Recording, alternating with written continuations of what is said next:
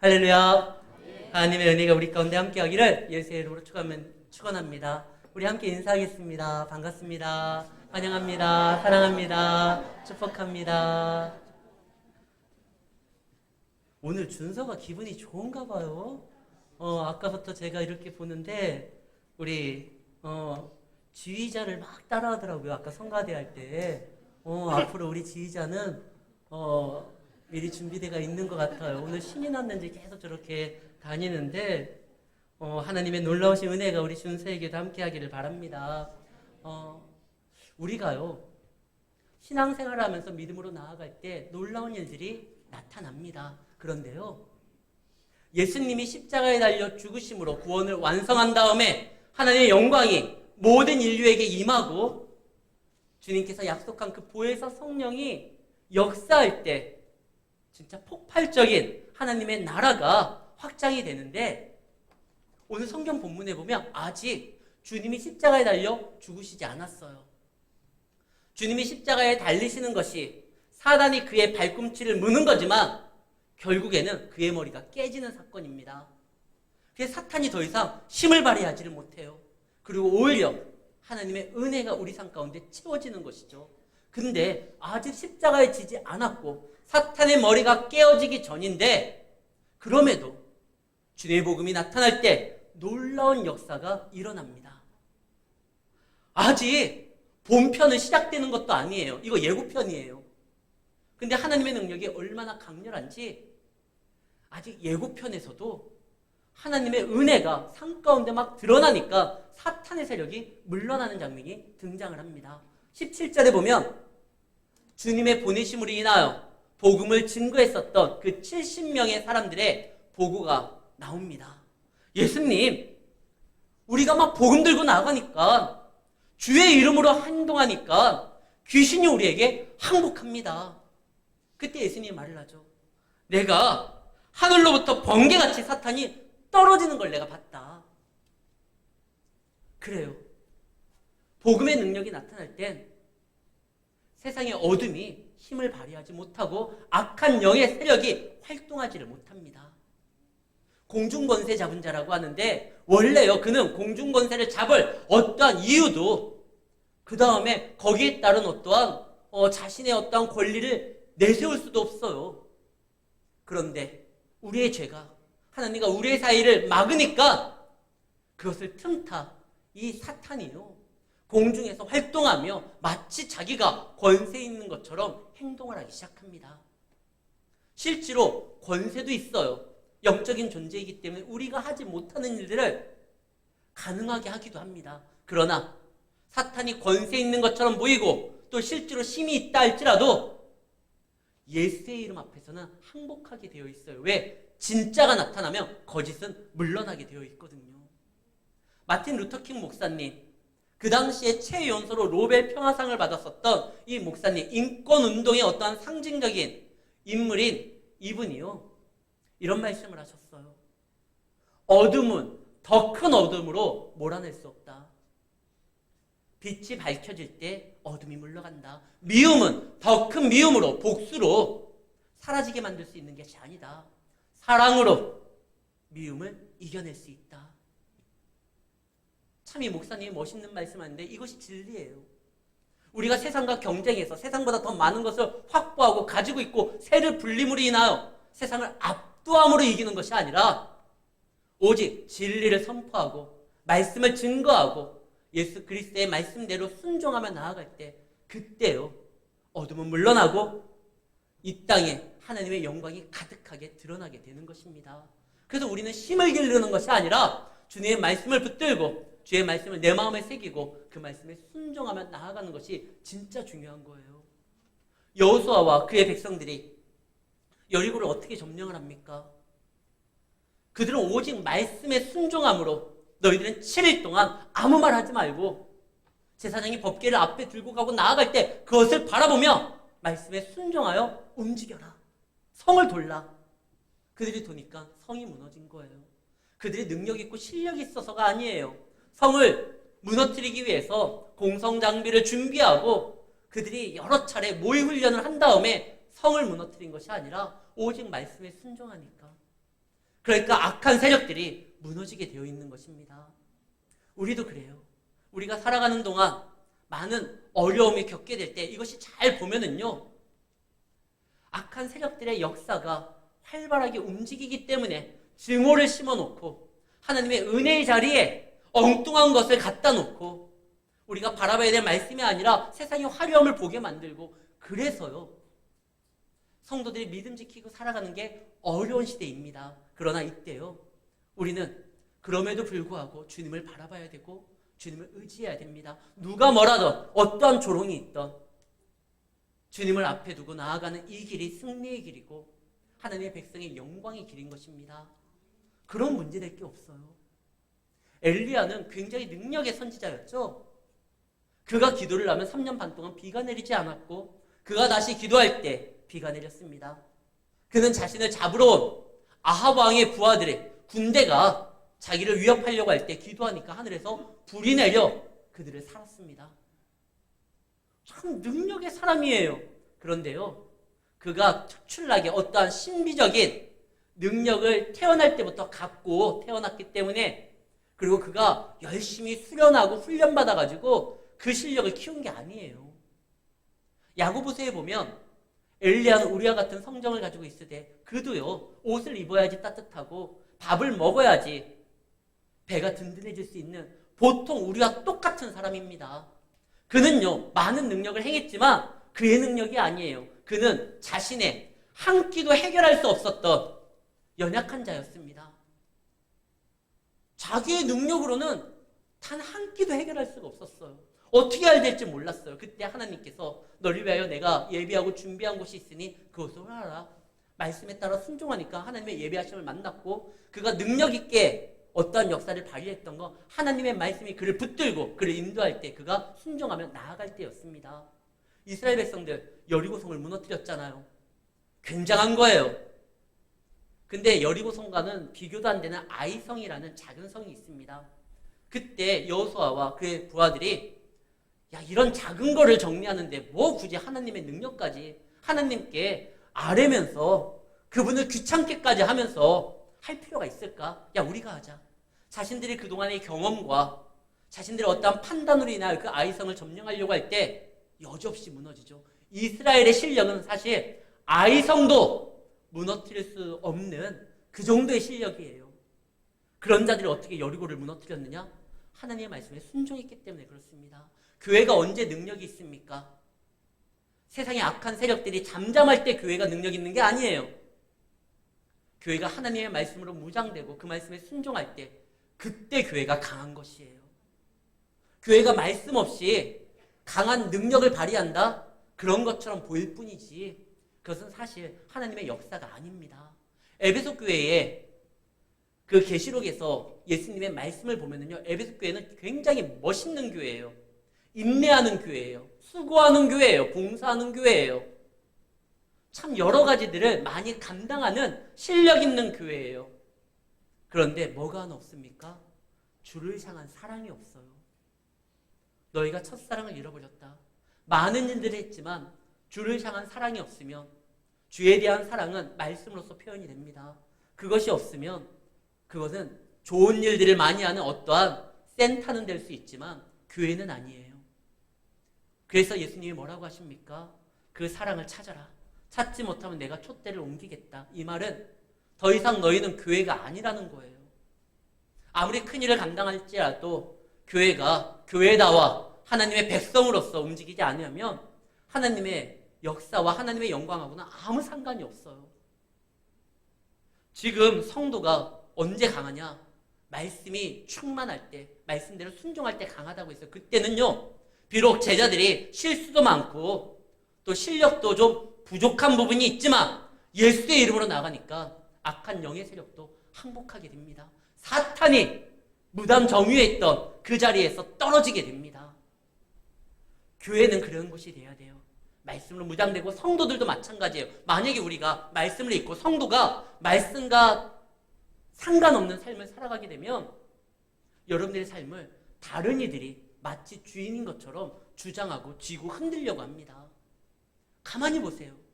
교회에 말씀이 없으면요 엉뚱한 사람들이 등장해서 교회를 막 흔들려고 그래요.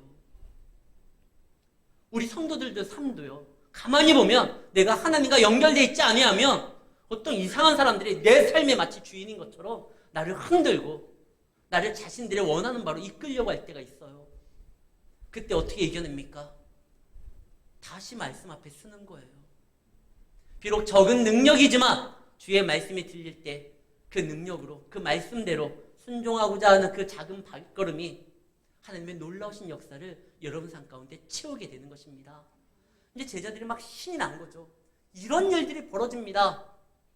그래, 말씀으로 순종하며 나아갈 때 이런 역사들이 일어난다. 근데 이거는요, 사탄도 알아요.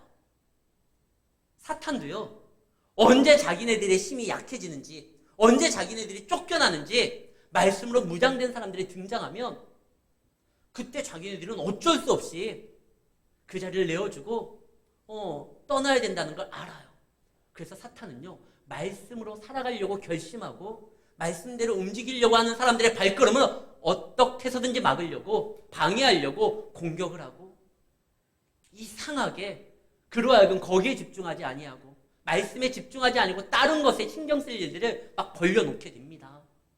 느헤미야가 성벽이 훼손돼가지고 하나님의 백성들이 제대로 예배를 드리지 못한다는 이야기를 듣게 됩니다.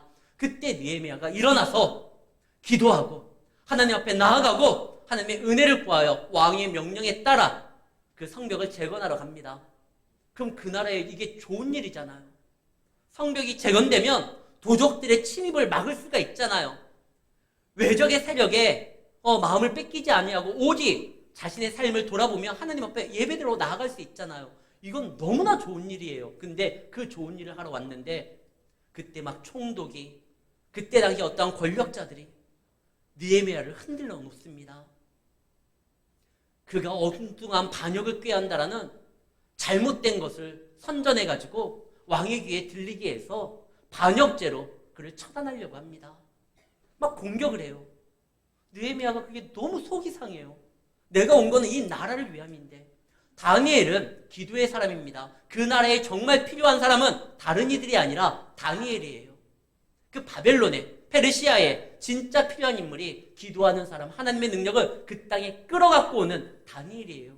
근데 그 다니엘이 정책도 잘 피고 어떤 뇌물도 받지 아니하고 오직 하나님 안에서 자기에게 주어진 일을 감당하고 있었어요. 근데 그의 대적들이 야, 이러면 안 된다. 그를 죽이자. 그래서 뒷조사를 했는데 털 게 없어요. 그래서 그의 신앙을 가지고 그를 궁지에 몰리게 만듭니다. 그래서 기도하지 못하게 만들잖아요. 지금 그 땅에는 다니엘의 기도가 필요한데 오히려 다니엘이 기도를 못하게 만들고 만약에 하게 되면 그를 사자굴에 던지려고 합니다. 참 속이 상하죠. 모르드게는요, 비록 포로로 끌려왔지만 하나님을 믿는 믿음으로 살아가려고 했는데 그의 믿음을 응원하는 것이 아니라 하만이라는 사람이 그와 그의 백성 이스라엘 전체를 다 죽이려고 합니다. 참 모르드게가 얼마나 큰 상처를 받았는지. 말씀의 사람들이 움직이려고 하면 그것을 응원하는 자보다 그것을 대적하고 막으려는 사람들이 많습니다. 왜? 사탄의 영이 자신들의 자리를 빼앗기지 않기 위해서 그래요. 그때 어떻게 해야 됩니까? 그때요, 소나기는 피해야지. 잠시 신앙을 접고 이때가 지나갈 때를 기다렸다가 나중에 하나님 좀 잠잠해지면 그때 믿겠습니다. 이러면 안 돼요. 오히려 더 하나님을 의지해야 됩니다. 느헤미야는 자신들을 공격하는 많은 사람들을 통해 가지고 마음에 상처가 있었지만 하나님께 더 나아가고 하나님 옆에 기도하기 시작합니다. 그때 하나님이 그에게 지혜를 주시고 함께 할 수 있는 사람들을 허락합니다. 그리고 하나님의 역사가 분명하게 드러날 수 있도록 하나님께서 은혜를 막 그냥 부어주셔요. 그러니까 그를 공격했었던 산발락, 도비야, 게셈 이런 사람들이 오히려 낙심하고 떠나게 돼요. 모르드게는요, 3일간 금식하며 하나님 앞에 메어달려 전 국민이 기도할 때 그를 죽이려고 했던 하만이 오히려 자기의 꾀에 빠져가지고 무너지게 됩니다. 다니엘은요, 기도하지 못하게 하니까 숨는 것이 아니라 날마다 나의 주, 나의 하나님임을 고백하며 내가 살아가는 이 이유도 내가 또 살 수 있는 것도 바로 하나님이니까 그 하나님을 더욱더 의지하고 말씀을 붙들었을 때 그 사자굴은 오히려 다니엘을 지키는 그럼 보디가드가 되잖아요. 그리고 하나님의 영광이 드러나게 되잖아요. 힘들 때 우리는 하나님을 의지해야 돼요. 말씀을 붙들어야 돼요. 그리고 또 하나, 말씀에 붙들려야 돼요. 우리가 붙잡기도 해야 되지만 그 말씀이 우리를 붙잡아 우리를 이끌 수 있는 데까지 나아가야 되는 것입니다. 그때 하나님이 우리를 하여금 넉넉히 이길 수 있도록 길을 열어주시고 사람을 붙여주시고 상황을 역전시켜 주시는 거예요. 이 제자들이 막 엄청 신이 났어요. 말씀을 전하니까 막 귀신이 막 항복합니다. 예수님, 그래, 그렇지. 그런데 그거보다 너희들의 이름이 하늘에 기록된 거, 그게 더 기뻐할 일이다. 말씀대로 살아가면 귀신이 떠나가는 거, 이거는 당연한 일이다. 그러나 그 당연한 일이 너희에게 더 큰 은혜로 다가올 수 있는 건 너희의 이름이 하늘에 기록된 것이다. 이 말은 너희가 이제 사단의 지배 아래서 살아가는 일반인들이 아니라 하나님의 백성으로서, 하나님의 자녀로서 살아간다는 것이에요. 하나님의 자녀로 살아가면 뭐가 좋죠? 나의 모든 것이 하나님의 관심이 되고 나의 모든 행동이 하나님의 도우심으로써 역사가 된다는 것입니다. 우리 김명수 권사님, 어제 오늘 오사카 날씨 이렇게 검색하지 않으셨어요? 왜 그 나라 날씨를 왜 검색합니까, 우리가? 우리 자녀들이 지금 거기 가 있잖아요. 선교하러 가 있잖아요. 자녀가 가 있는 곳에 관심이 가 있는 거예요. 저도 오사카 날씨를 아침에 일어나면 검색해요. 오늘 혹시 춥지는 않을까? 비는 오지 않을까? 내 자녀가 거기 있거든요, 지금. 우리가 이곳에 있습니다. 주님의 자녀가 여기에 있습니다. 하나님의 모든 관심이 이쪽을 향하는 거예요. 그래서 그걸 기뻐하라고 하는 것입니다. 우리가 어떠한 실력을 키워가지고 일을 잘해가지고 하나님 앞에 인정받아 하나님의 일꾼으로 살아가는 거, 이걸 정도로 기뻐하면 안 돼요. 탕자의 형이 자기의 아버지잖아요. 근데 아버지에게 자기의 실력과 자기가 열심히 수고한 것으로서 인정받기를 원했어요. 그래서 아버지에게 말을 하죠. 저는 아버지를 위해서 엄청나게 일했습니다. 근데 양 한 마리 안 잡아준 거 섭섭합니다. 그는 그의 일로 아버지에게 인정받기를 원했어요. 근데 아버지의 자녀는요, 일함으로써 인정받는 게 아니에요. 아버지가 원하는 바는 일 잘하는 아들이 아니라 아버지의 마음을 알고 아버지를 닮아가고 죽었던 동생이 돌아오면 함께 기뻐할 아들을 원하는 거예요. 우리는 내가 어떠한 것을 이뤄냄으로써 하나님께 인정받는 자가 아니라 하나님을 닮아가고 하나님을 알아가고 하나님의 뜻에 동참하고 그의 기쁨에 참여하는, 그것이 우리에게 주신 하나님의 더 놀라운 특권이고 우리가 붙들고 있는 하나님의 가장 위대한 약속입니다. 자녀됨으로써 행동하게 된 거, 그거 기뻐하라는 거예요. 너의 이름이 이제 하늘에 기록됐다. 그거 기뻐해라. 너희가 하나님의 자녀고 하나님의 백성이고 하나님의 사랑받는 그분의 관심이 되는 이제는 존재가 된 것이다. 그거 기뻐해라. 하나님의 자녀가 되면 뭐가 좋을까요? 아까도 이야기했지만 우리의 모든 것이 하나님의 관심일 뿐만 아니라 이제 하나님의 도우심을 자녀로서 받아 누릴 수가 있는 것입니다. 그리고 그분의 자녀는 그분이 지키셔요. 어떠한 세력이 우리를 위협한다 할지라도 걱정 마세요. 제가 정말 많이 연구했거든요. 하나님보다 더 센 자들이 있는지 없어요. 그 가장 세신 하나님이 우리를 붙잡아 주시고 인도하십니다. 어떠한 세력에도 굴하지 마십시오. 아무리 자기가 권세 있는 자처럼 우리에게 달려든다 할지라도 예수의 이름이면 꽁지 빠지게 도망가게 되어 있습니다. 그 말씀을 붙드는 자가 승리하는 것이에요. 아무리 많은 사람들이 이 말씀의 사람들을 위협하려고 하고 무너뜨리려고 한다 할지라도 우리 대장 예수가 그들보다 세니 우리는 말씀 안에 거하기만 한다면 그의 생명사계가 우리를 지킵니다. 그러면서 예수님이 말씀하셔요. 하늘에 너희 이름이 기록된 걸 기뻐하라. 그리고 그때 예수께서 성령으로 기뻐하시며 이르시되, 이때가 언제냐면 이제 곧 예수님께서 십자가에 달려 죽으실 때를 앞에 두고 예루살렘을 향하면서 나아가는 길이잖아요.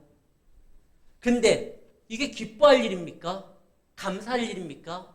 이제 곧 거기에서 창조주로서 피조물에게 모욕을 당하고 십자가에 달려 죽게 되는 것입니다. 근데 예수님은 이 모든 일들이 비록 아픔이 있고 고난이 있다 할지라도 이 길의 끝은 하나님의 영광이요, 성도에게 큰 유익이고 감사가 될 걸 알기에, 그래서 예수님은 성령으로 기뻐합니다. 요한복음 13장은요, 예수님이 이제 십자가에 달리기 바로 앞에 두고 예수님의 마지막 교훈이 기록된 장이에요. 근데 13장 제일 먼저 예수님이 하셨던 일이 무엇이냐? 내가 이제 아버지께로 가는 줄을 알게 되므로 자기의 사랑하는 자를 끝까지 사랑했다라고 되어 있어요. 그리고 그 사랑을 어떻게 표현하느냐? 제자들의 발을 씻깁니다. 그 발이 어떤 발이에요? 이제 곧 자기를 부인하고 도망갈 발이에요. 자기를 팔기 위하여 제사장에게 나아갈 그 죄악의 발이에요. 근데 예수님은 그들을 포기하지 않아요. 그들을 사랑하시되 끝까지 사랑하며 그들을 품습니다. 예수님께서 자신이 떠날 것을 아시면서 오히려 그 사랑을 베풀고, 사랑을 베풀 때 그 마음에 평안이 있고 기쁨이 있을 때 그것이 가능한 거잖아요. 근데 그 기쁨을 누가 주느냐? 성령이 줬다는 것이에요. 우리의 기쁨은 세상의 어떠한 물질을 사는 그 기쁨이 아닙니다.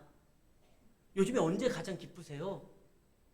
저희 딸들을 보니까 택배 왔다라는 그 이야기를 너무 좋아하더라고요.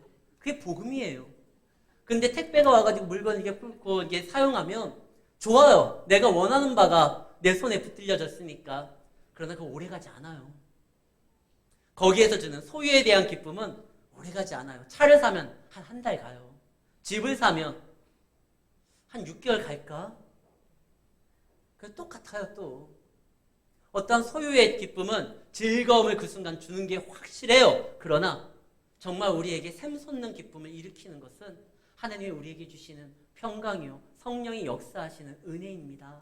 예수님께서는 그것을 바라본 거예요. 그래서 상황을 보고 앞으로 벌어질 일보다 성령께서 나를 통하여 이루실 일을 기대하기 때문에 기뻐하실 수 있었던 거예요. 그러면서 성령으로 기뻐하시면서 이런 말씀을 합니다. 지혜롭고 슬기로운 자에게 이 복음을 감추시고 어린아이에게 알게 하신 거, 이거 감사합니다. 이것이 옳습니다. 이 말은요, 하나님의 나라는 겸손한 자가 들어가야 되거든요. 스스로 안다, 지혜롭다 생각하는 사람들은 하나님의 말씀을 내가 그거 아는데 그거 별거 아니야. 예수님이 복음을 증거하는데 내가 쟤 아는데, 우리 동네 사는 앤데, 목수의 아들인데 아는 척하다가 주님의 말씀을 창조주의 말씀으로, 메시아의 말씀으로 듣지를 않아요. 그런 사람들은 그 나라에 갈 수가 없어요. 겸손한 자가 갈 수 있는 거예요. 어린아이에는 그 말을 믿어요. 유치원 아이들 보세요. 선생님 말씀이 진리예요. 선생님이 말했다고 하면 그게 사실인 거예요. 왜? 선생님의 말씀을 다 이해하고 그렇구나 자기가 확인한 다음에 그래 선생님은 진리야 이게 아니라 선생님을 믿기 때문에, 적어도 나를 가르치는 선생님이 모든 것을 아신다라고 생각하는 그 신뢰하는 마음이 있기 때문에 그러는 거예요. 우리도 어린아이처럼 하나님의 말씀 그대로 신뢰해야 됩니다. 그것이 진리거든요. 그분의 말씀을 못 믿겠냐? 이해가 안 된다. 그분을 신뢰하지 않기 때문에 그래요. 그분을 신뢰한다고 하면, 그분을 믿는다고 하면 그분이 창조주시며 내 삶을 인도하신다는 거, 그걸 부정할 수가 없어요. 그것을 믿는 사람에게 천국이 소유가 되는 것입니다. 그러면서 이런 말씀을 하시죠. 내 아버지께 모든 것이 있는데 그 아버지께서 나에게 맡겼고 내가 원하는 자는 주님을 알게 된다. 그분의 자녀가 되고 그분이 누구인지 알게 된다. 왜?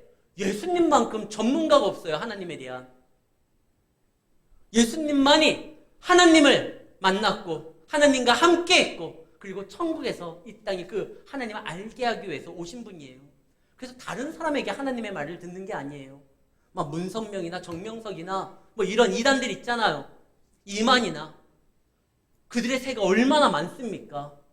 막 수십만 명이 그를 따르고 교주로서 섬기려고 하잖아요. 근데 그가 말하는 메시지에는 하나님을 이야기한다 할지라도 그거는요 진짜 하나님을 이야기하는 게 아니에요. 자기의 어떠한 목적과 생각을 다른 사람들에게 강요하기 위하여 이용하는 것뿐이지, 진짜 하나님에 대한 전문가는 예수님입니다. 제가 요즘에 보는 프로가 하나가 있어요. 그 뭐 부부들이 이제 상담하는 그런 프로인데, 이번에 한 그 여인의 아내가 약간 그 우울증 그런 쪽에 어떠한 그 아픔을 겪고 있어요. 그러면 누구에게 상담해야 됩니까? 의사에게 상담하고 약은 약사에게 상담해야 되잖아요. 근데 자기가 그냥 찾아봐가지고 자기가 자기를 진단하고 자기에 대해서 처방하고 그래서 약을 자기가 그냥 가지고 와서 먹어요. 그러니까 그 상담하는 전문가인 정신과 의사가 깜짝 놀래요. 이러면 안 된다고. 약을 복용하는 어떠한 양도 있을 것이고 그다음에 정확한 약을 또한 의사가 처방해야 되는데 자기가 그냥 알아봐가지고 자기가 진단하고 자기가 처방해서 자기가 복용하니까 상태가 더 안 좋아지는 거예요. 우리가 하나님의 말씀을 전문가한테 들어야 되는 거예요. 앞으로 오실 예수님에 대해서 이야기한 게 성경이고 오신 예수님이 사역한 게 성경이고 다시 오실 예수님의 어떠한 역사를 기대하면서 교회가 어떻게 나아가야 되는지 기록된 게 성경이에요. 이 성경 말씀을 통하여 하나님을 알아가야 되는데 엉뚱한 말들을 하고 성경을 혹 얘기한다 할지라도 그 뜻이 전하고자 하는 목적대로 증거하지 아니하고 어떻게 합니까? 자기가 어떠한 생각을 다른 사람들에게 이렇게 알리기 위해서 그리고 그 사람을 말씀으로써 이용하기 위해서 전하는 사람들이 있거든요. 독일은 기독교 국가입니다. 헌법에 그렇게 써여 있어요. 그래서 국민들이 종교세를 내게 됩니다.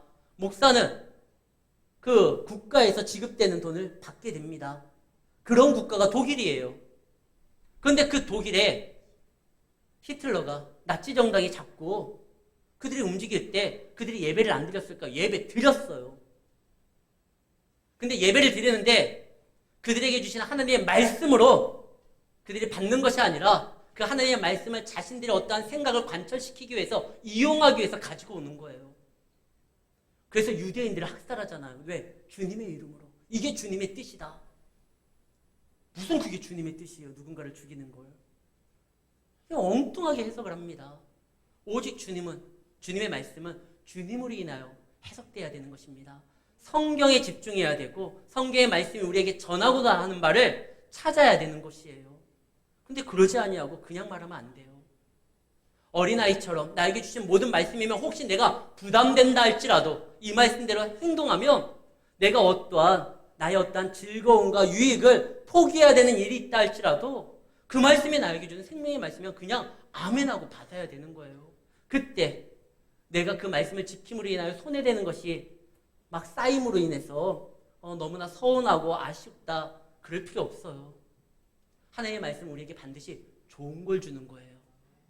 내가 그 말씀을 붙듦으로 인하여 무엇인가 포기해야 된다고 하면 그것은 말씀의 삶을 살아가는데 내 삶에 필요하지 않는 거예요. 굳이 그것을 붙잡으려고 나에게 주신 말씀을 거부할 필요가 없어요. 내가 말씀을 붙들면 어떤 일이 벌어지느냐? 예수님이 말씀합니다. 너희가 지금 보고 있는 눈이 복되다. 너희가 듣고 있는 그 귀가 복되다. 왜?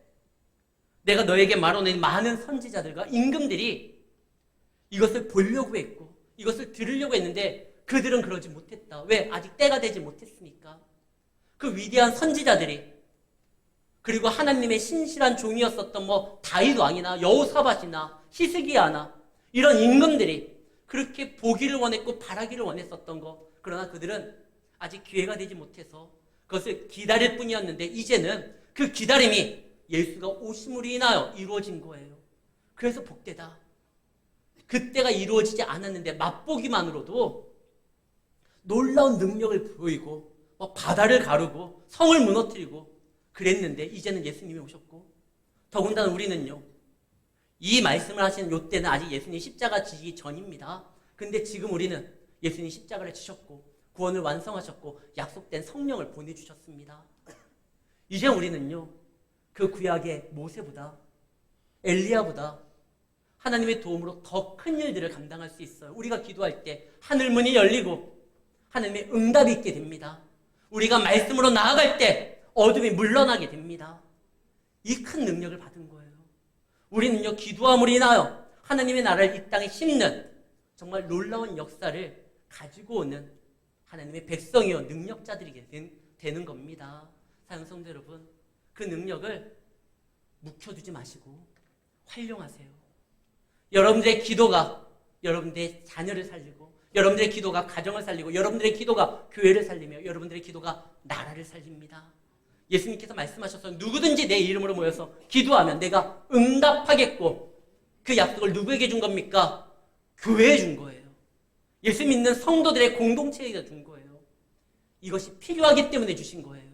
이 땅에는 우리가 이 기도를 통해서 이 나라에 하나님의 다시 한번 놀라운 역사가 일어나고 하나님을 인정할 수밖에 없는 분명한 하나님의 역사가 이 백성들에게 이 나라에 그리고 여러분들의 삶과 가정에 채워지는 그런 은혜가 있기를 예수의 이름으로 축원합니다.